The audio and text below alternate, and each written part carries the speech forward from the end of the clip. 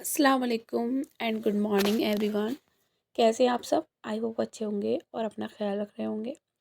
तो यहाँ पे हमारी सुबह हो चुकी है।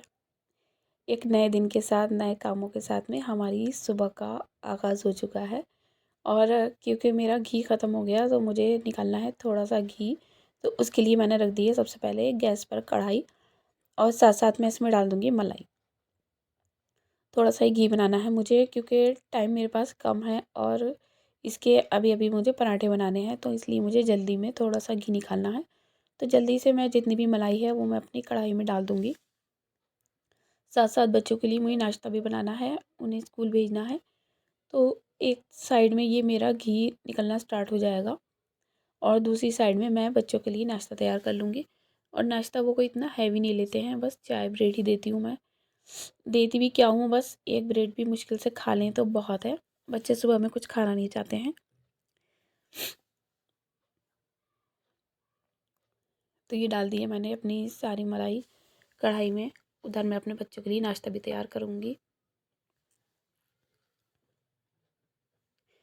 बहुत अच्छा लगता है सुबह का वक्त, सुकून भरा, जहाँ पर कोई टेंशन नहीं होती है, सिर्फ हम होते हैं और हमारे काम होते हैं, और कोई हमारे पास तीसरा नहीं होता हमें परेशान करने के लिए या हमें डिस्टर्ब करने के लिए। तो ये सुबह का वक्त बड़ा सुकून का होता है। और अगर हमारी सुबह सुकून के साथ में शुरू होती है तो सच मानिए हमारा पूरा दिन ही बहुत अच्छे से गुजरता है। तो ये सुबह का वक्त मैं सबसे ज़्यादा एंजॉय करती हूँ। और एक जो रात का वक्त होता है जब मेरे बच्चे सो जाते हैं और मुझे बस इक्का दुक्का काम रह जाते हैं रात के वक्त, वो वक्त मुझे बहुत अच्छा लगता है सुकून के साथ में। तो देखिए यहाँ पर घी जो है वो बनना स्टार्ट हो गया है। अब बच्चों के लिए मैं चाय बना लेती हूँ, और साथ साथ में दे दूँगी उनको थोड़े से ब्रेड। ब्रेड मैंने हल्के से फ्राई कर लिए थे घी लगाकर। और चाय और ब्रेड मेरे बच्चों की रेडी है, तो उनको मैंने तैयार पहले ही कर दिया था। अब मैं जा रही हूँ बच्चों को नाश्ता देने, उसके बाद मैं अपना नाश्ता बनाऊँगी।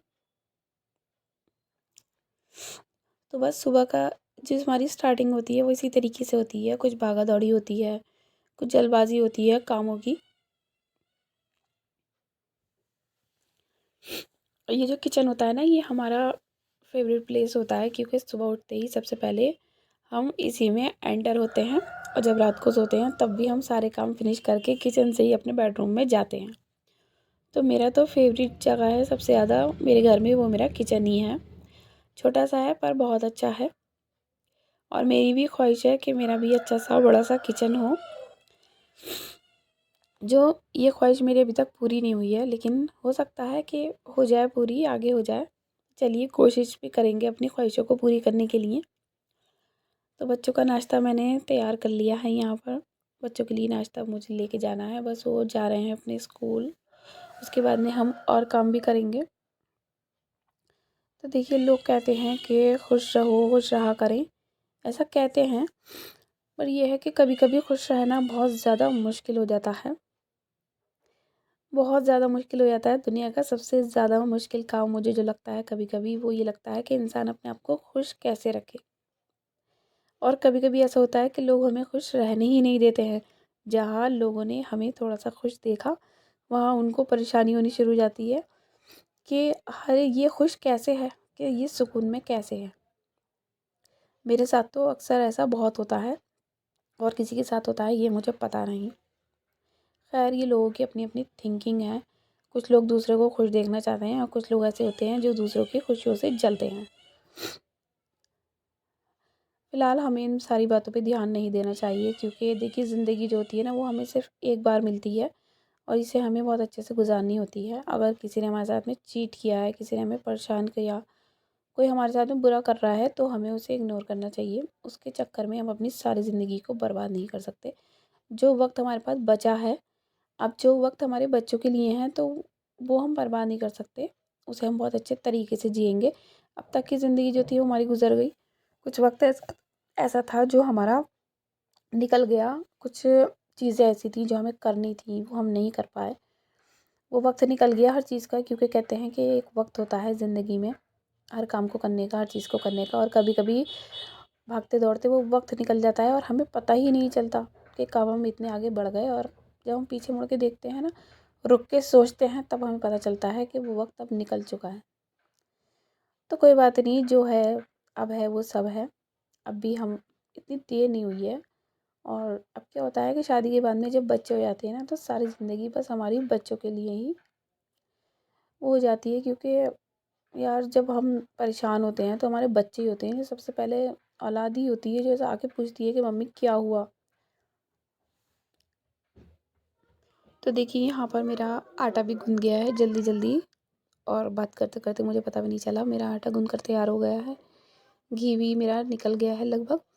चाय तैयार है और दूध भी बॉईल कर लिया मैंने। तो बस अब मैं बनाऊँगी पराठे, जल्दी जल्दी नाश्ता तैयार करना है मुझे।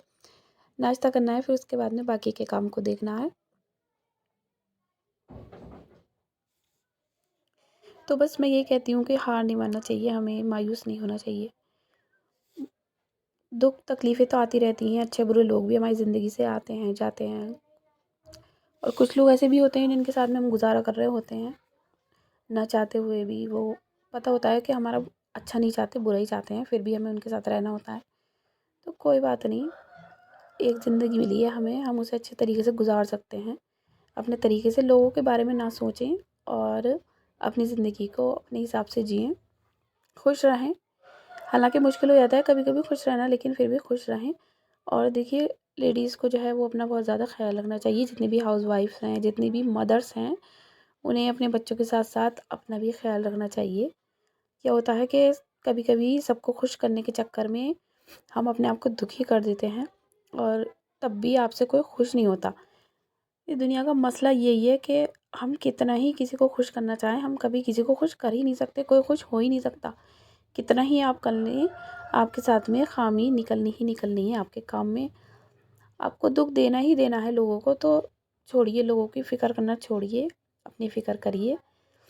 अपनी फ़िक्र हमें करनी चाहिए ज़्यादा। और एक वक़्त ऐसा आता है, ये मुझे मुझे भी अब आके रियलाइज़ हुआ है, इतना वक़्त गुज़रने के बाद में, इतने साल गुज़र गए, तब मुझे आकर रियलाइज़ हुआ कि यार ज़िंदगी हमें अपने लिए जीनी चाहिए, दूसरों के लिए नहीं।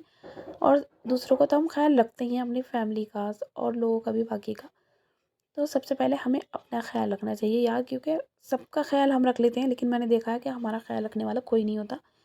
जब आप तकलीफ़ और परेशानी में होती हैं ना, सबको खुश करते-करते, तो उस वक़्त फिर हमारी परेशानी किसी को नज़र नहीं आती कि भई, हम उस वक़्त हम चाहते हैं कि हमें भी अटेंशन मिले, तो वो अटेंशन आपको नहीं मिलती। वो अटेंशन आपको खुद अपने आप को देनी पड़ेगी।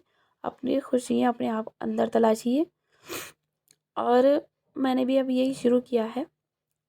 तो जब से मैं यूट्यूब पर आई हूँ, मैंने यूट्यूब पे लोगों को देखना स्टार्ट किया, मुझे बहुत ज़्यादा मेरी लाइफ़ चेंज हुई है। मैंने देखा है कि कैसे-कैसे लोग गिरकर सँभलते हैं, टूटे हुए लोग, चोट खाए हुए लोग, और कैसे ज़िंदगी में हार नहीं मानते हैं, आगे बढ़ते हैं, कामयाबी हासिल करते हैं।